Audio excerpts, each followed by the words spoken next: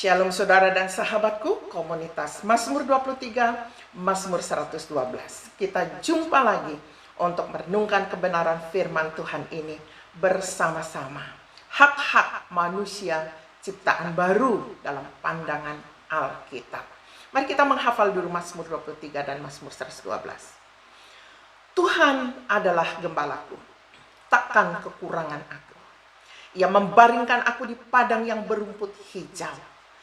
Ia membimbingku ke air yang tenang. Ia menyegarkan jiwaku. Ia menuntun aku di jalan yang benar oleh karena namanya. Sekalipun aku berjalan dalam lembah kekelaman, aku tidak takut bahaya, sebab Engkau besertaku.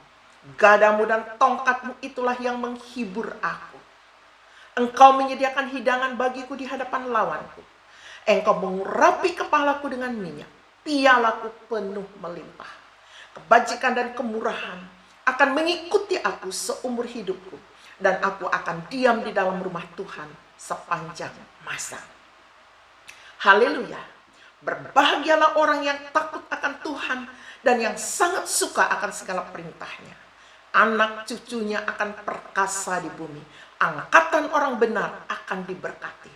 Harta dan kekayaan ada di dalam rumahnya. Kebajikannya tetap untuk selamanya. Dari dalam gelap terbit terang bagi orang yang benar. Pengasih dan penyayang orang yang adil. Mujur orang yang menaruh belas kasihan dan yang memberi pinjaman. Yang melakukan urusannya dengan sewajarnya. Sebab ia takkan goyah untuk selama-lamanya. Orang benar itu akan diingat untuk selama-lamanya. Ia tidak takut kepada kabar celaka. Hatinya tetap penuh kepercayaan kepada Tuhan. Hatinya teguh. Ia tidak takut sehingga ia memandang rendah para lawan-lawannya. Ia membagi-bagikan. Ia memberikan kepada orang miskin. Kebajikannya tetap untuk selama-lamanya. Tanduknya meninggi dalam kemuliaan. Orang fasik melihatnya lalu sakit hati. Ia menggertakkan giginya lalu hancur. Keinginan orang fasik menuju kepada kebinasaan. Di dalam Kristus, dialah gembala agung jiwa kita. Yesus juru selamat kita. Mari kita berdoa sebelum kita merenungkan. Tuhan, firman-Mu ya dan amin. Kekal adanya. Langit bumi akan lenyap, tapi firman-Mu tidak. Kami akan merenungkan sabda-Mu sesuai dengan yang Engkau sudah tuliskan. Dalam nama Yesus. Amin. Kita masuk ke antropologi yang ke-9. Hak-hak manusia ciptaan baru. Ya. Menurut pandangan Alkitab. Di dalam Kristus manusia ciptaan baru adalah manusia yang dikasihi oleh Allah. Kolose 3 ayat 12. Roma 1 ayat yang ke-7. Dan 1 Tesalonika 1 ayat yang ke-4. Karena itu, sebagai orang-orang pilihan Allah yang dikuduskan dan dikasihinya, kenakanlah belas kasihan, kemurahan, kerendahan hati, kelemah lembutan, dan kesabaran. Kepada kamu sekalian yang tinggal di Roma yang dikasihi oleh Allah, yang dipanggil dan dijadikan orang-orang kudus, kasih karunia menyertai kamu dan damai sejahtera dari Allah Bapa kita dan dari Tuhan Yesus Kristus. Dan kami tahu, hai saudara-saudara yang dikasihi Allah, bahwa Ia telah memilih kamu. Yang kedua, di dalam Kristus manusia ciptaan baru adalah manusia yang disembuhkan oleh bilur-bilur Yesus. 1 Petrus 2 ayat 24, Yesaya 53 ayat 5. Ia sendiri telah memikul dosa kita di dalam tubuhnya di kayu salib, supaya kita yang telah mati terhadap dosa hidup untuk kebenaran. Oleh bilur-bilurnya kamu telah sembuh.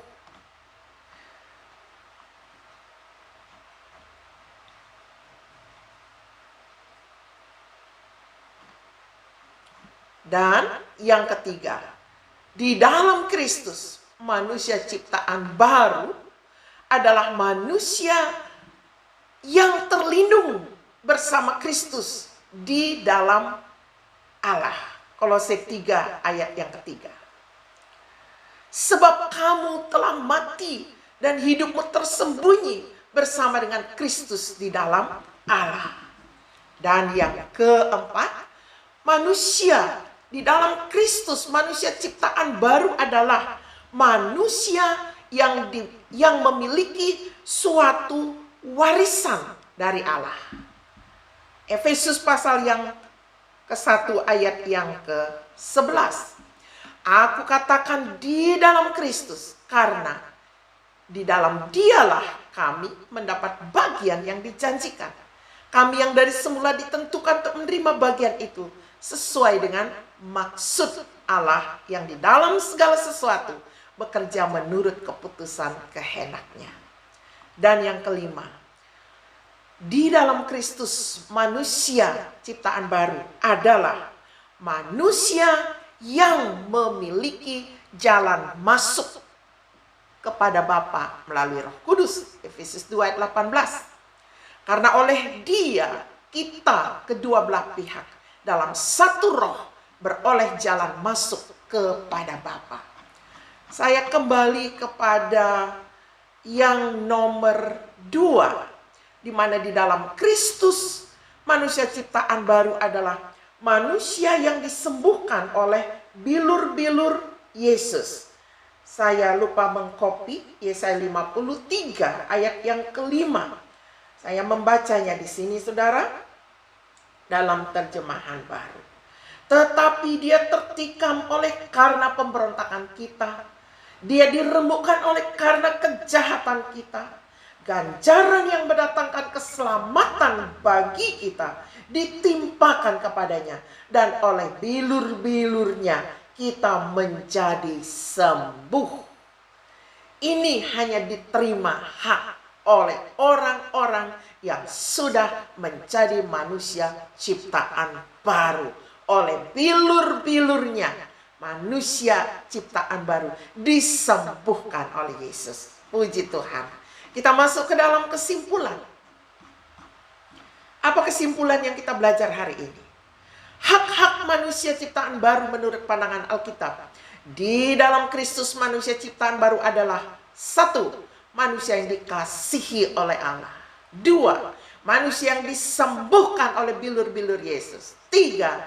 Manusia yang terlindung bersama Kristus di dalam Allah. 4. Manusia yang memiliki suatu warisan dari Allah. 5. Manusia yang memiliki jalan masuk kepada Bapa melalui Roh Kudus. Puji Tuhan. Gunakan hak-hak ini dan kita akan mempelajari nanti tanggung jawab manusia ciptaan baru. Mari kita berdoa. Tuhan, meteraikan sabda ini. Jiwa kami, roh kami mengenal hak-haknya dan terus bertumbuh mengenal Sang Pencipta. Dan kami juga akan belajar tanggung jawab manusia ciptaan baru, sehingga kami mempertanggungjawabkan hidup kami kepada Allah yang menciptakan kami. Dalam nama Yesus. Amin. Sampai jumpa.